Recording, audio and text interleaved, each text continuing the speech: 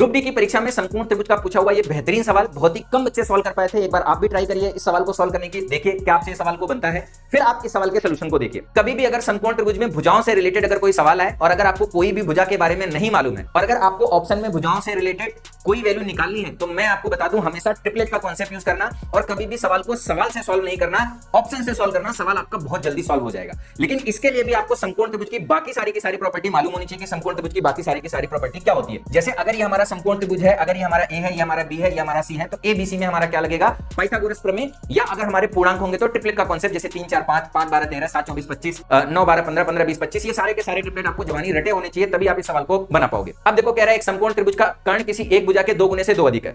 अब इसको हम लोग देखेंगे, जबकि तीसरी भुजा कर्ण के आधे से 13 अधिक है, इसको भी हम लोग देखेंगे। कर्ण पर खींची गई माध्यिका की लंबाई क्या है। भाई हमसे जो सबसे पहले ऑप्शन में दिया है उसी को पकड़ो कि ये लंबाई क्या है। कर्ण पर खींची गई माध्यिका की लंबाई, मैं आपको बता दूं कभी भी अगर ऐसा बोला जाए कि ये जो हमारा कर्ण है, कर्ण पर खींची गई माध्यिका, माध्यिका का मतलब होता है कि इसके मध्य बिंदु को, ये और ये आपस में बराबर है तो ये मध्य बिंदु हो गया। तो अगर यहां से इस बिंदु को मिलाएंगे तो हमारी क्या होगी, माध्यिका।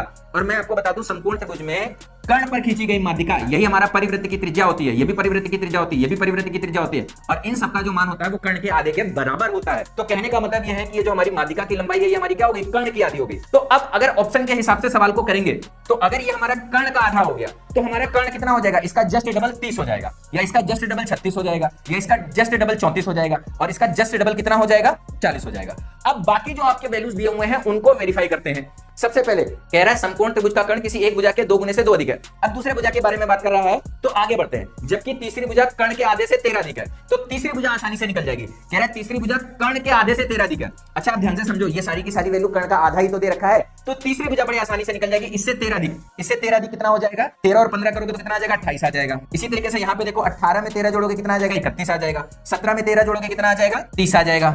और 20 में 13 जोड़ोगे तो कितना आ जाएगा, 33 आ जाएगा।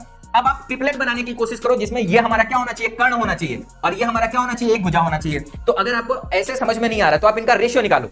अगर ये हमारा 30 है, ये हमारा 28 है, तो 2 से कटेगा 14 बार जाएगा, 2 से कटेगा 15 बार जाएगा। तो ये हमारा 14 और 15 क्या किसी ट्रिपलेट में आते हैं? कोई ऐसा ट्रिपलेट जो आपको याद है? नहीं सर नहीं याद है। अब 36 और 31 हमारा प्राइम नंबर हो गया, 36 हमारा हो गया। क्या कोई ट्रिपलेट याद आ रहा है? नहीं आ रहा है। ये 34 है, ये 30 है, अगर मैं 2 से काटूंगा तो कितना आ जाएगा, 17 और 15 आ जाएगा। क्या कोई ट्रिपलेट याद आ रहा है? हाँ सर याद आ रहा है, 8 15 17, 8 15 17, मतलब जो तीसरा मान हो सकता है वो 8 हो सकता है। अब 17 का डबल 34, 15 का डबल 30, तो तीसरा वाला हमारा कितना हो जाएगा, 16, इसका डबल 16। अब हमारे पास में एक जो चीज वेरीफाई नहीं हुआ था उसको वेरीफाई करो। कह रहा है कि एक भुजा के 2 गुने से 2 अधिक है, कर्ण किसी एक भुजा के 2 गुने से 2 अधिक है, तो इसका 2 गुना करो कितना हो गया, 32, और इसमें 2 जोड़ दो कितना आ जाएगा, 34। तो क्या कर्ण का मान 34 आ रहा है? हाँ यही आ रहा है, यही हमारे सवाल का क्या हो जाएगा, उत्तर हो जाएगा।